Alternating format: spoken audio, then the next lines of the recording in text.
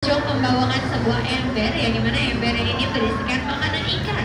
Untuk makanan ikan sendiri ini pengunjung berupa ikan tongkol, ikan kembung, dan juga ikan selar kuning.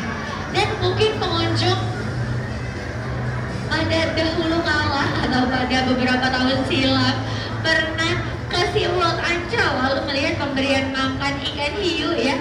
Ikan hiunya dikasih makannya dengan cara kakak penyelamnya ini masuk ke dalam kerangkeng. Tapi kalau saat ini yang pengunjung melihat di mana kakak penyelam kami ini sudah tidak lagi memakai kerangkeng pengunjung, melainkan memakai baju khusus, namanya adalah shark suit.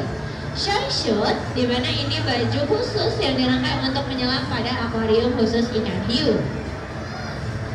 Kembali berkenalan pengunjung dengan kakak penyelamnya, di mana kakak penyelam kami ini juga memakai shark suit.